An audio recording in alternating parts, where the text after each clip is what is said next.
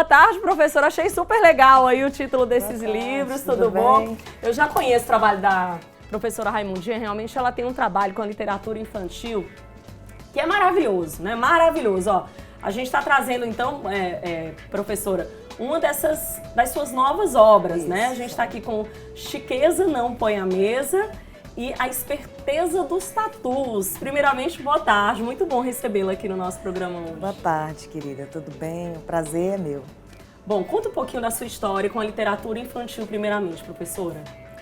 Bom, então é um trabalho recente, né? Ele teve início mais ou menos há uns 5 anos. Foi no período da pandemia, né? Foi no período da pandemia, quando na oportunidade eu, juntamente com a professora doutora Antônia Dalva França Carvalho, publicamos esse primeiro trabalho. Maravilhoso, que você eu tenho divulgou, em casa. Verdade.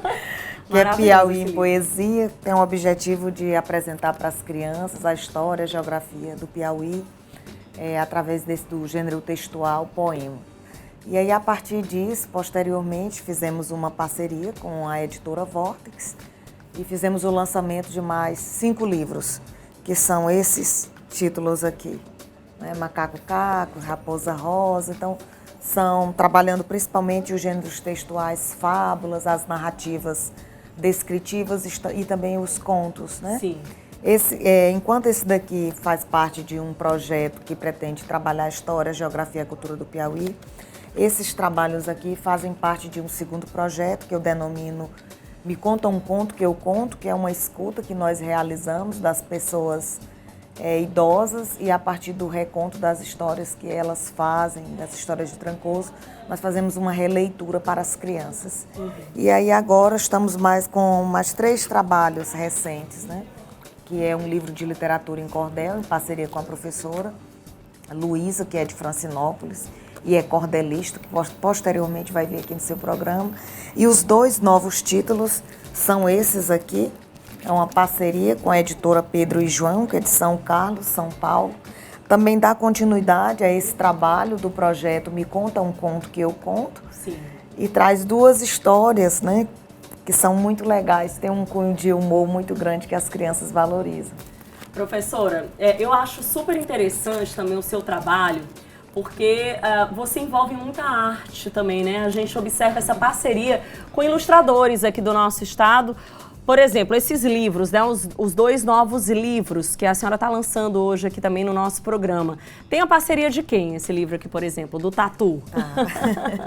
Olha que lindo, né, gente? Realmente é um trabalho gráfico impecável. Né? Olha isso, ó. Esse é um trabalho de ilustração do Bruno Veloso. Tem a foto dele tá aí, né? O Bruno Veloso. Ele é de São Paulo, muito jovem ainda, um menino, e já faz coisas lindíssimas aí nessa arte, na ilustração. Os trabalhos, o Piauí em Poesia, que também vem com ricas ilustrações que retratam a história, a geografia, a Luciana Rebordosa, que é daqui do nosso estado, né? A minha querida amiga Lu, um beijo para ela.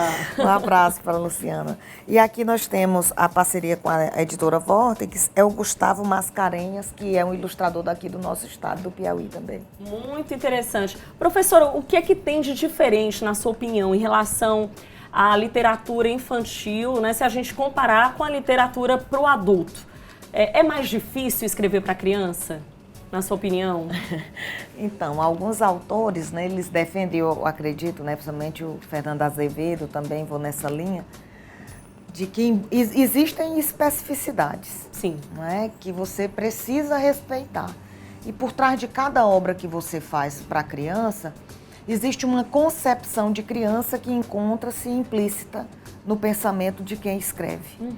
Então, existem obras, por exemplo, que entendem que a criança é um adulto em miniatura, e aí não há um filtro, uma preocupação em filtrar determinados temas que são muito difíceis para as crianças.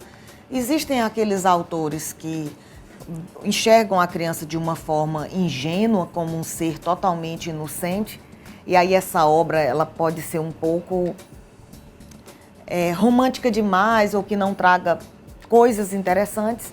Existem aqueles autores que procuram enxergar a criança como sujeito de direito, alguém vivendo num tempo histórico, sim, que é inocente pela idade que tem, ainda não é uma pessoa madura, mas é uma pessoa inteligente, criativa o suficiente para valorizar bons enredos.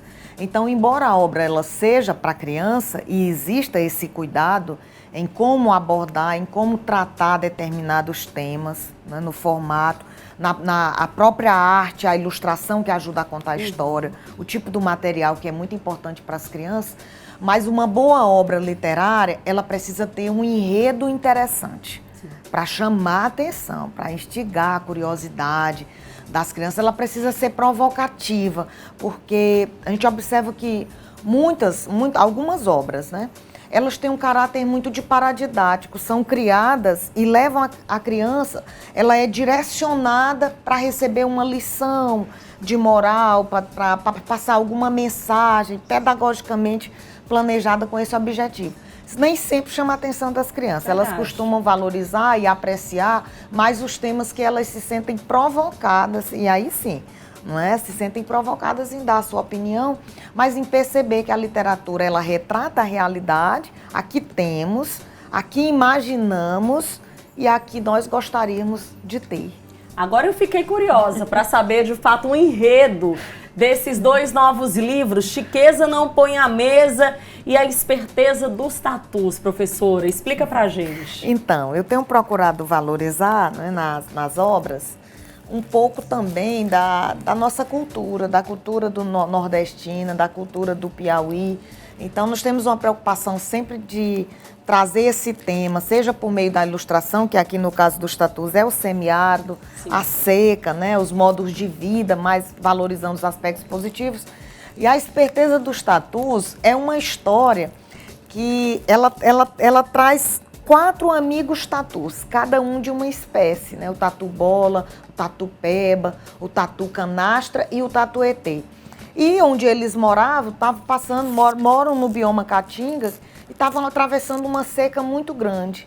E passando por dificuldades e tudo, e fome, eles resolvem juntar as últimas batatas num saco e caminhar em direção à floresta, onde eles ouviam falar que existia muita fartura, não tinha problema de sede nem de disponibilidade de alimentos. E eles fazem um combinado, né? Esse combinado é que eles precisam comer poucas batatas, regrar a alimentação para que eles possam alcançar a floresta que ficava distante. Mas aí as coisas, elas fogem um pouco do controle, e isso está no enredo. E por fim, quando eles percebem, só tem uma batata no saco. E não chegando à conclusão de quem poderia comer a batata, o tatuetê, que se considerava muito inteligente, ele lança um desafio. O desafio é: a batata vai ser comida por aquele que tiver o sonho mais bonito. Olha aí. E o tatu-peba, ele faz assim, um pouco do João Grilo. Não se sente assim com a imaginação muito fértil, mas ele se vê obrigado a usar um pouco a esperteza. Então, quando o dia amanhece, eles começam a contar os seus enredos, e o tatuetê diz que sonhou, que se tornava um grande arquiteto cavando túneis e recebia um prêmio e era convidado para um jantar maravilhoso, uma premiação. E na sequência o Tatu Bola disse que sonhou que ganhava a Copa do Mundo, entrava na seleção brasileira dos Tatu Bolas, era eleito como o jogador mais brilhante naquele momento. Tinha sido convidado para um coquetel na premiação, que ele nem lembrava aquela batata murcha. E o outro, né, o canastra vai dizer que sonhou que se tornava uma divindade, alguém tão especial na natureza que nem precisava mais se alimentar e nem de nada para sobreviver. Que interessante. Ele tinha uma maioridade sobre todas as espécies. E então, singelamente, o tatu bola, o tatu peba, que era aquele que é o mais esperto realmente, ele chega e disse: olha, eu na verdade não tive sonho nenhum, eu tive pesadelos. Sonhei que Tatu Bola tinha ganhado a seleção brasileira, ganhava prêmios, o outro ganhava um prêmio por cavar os túneis mais brilhantes, o outro se tornava uma divindade. E no meio desse pesadelo eu tive uma crise de sonambulismo e aí comia batata, não é? Então, fala mais ou menos dessas espertezas pela sobrevivência. E mostra, né, nos leva a questionar até onde estamos dispostos a ir para sobreviver, principalmente no momento de dificuldade. Verdade. Uma criança me perguntou assim: mas qual é a moral da história, tia? Eu disse assim, eu não soube muito o que dizer, mas eu disse para ela: olha, eu acho que a moral da história é o seguinte: ser bom é uma coisa, ser bobo é outra, né? verdade. Então, o Tatu Peba, na verdade, não foi bobo. É verdade. Olha, e se você aí ficou curioso, né, para conhecer também esse trabalho da professora Raimundinha Mello, é só acompanhar ela nas redes sociais, né? Essas redes sociais da professora está aí. Entre em contato direitinho aí com ela, ela vai te passar aí todas as orientações em relação também à venda dos livros. Professora, muito obrigada pela sua presença aqui no programa Pode Entrar e sucesso mais uma vez, tá bom? Muito obrigada, querida, muito obrigada. E ó, gente, o Piauí em Poesias é um livro que a gente realmente faz um passeio pelo nosso estado do Piauí através de poesias, também é muito legal, viu? Você tem que adquirir esse livro aí para sua criança aí de casa. Obrigada, professora.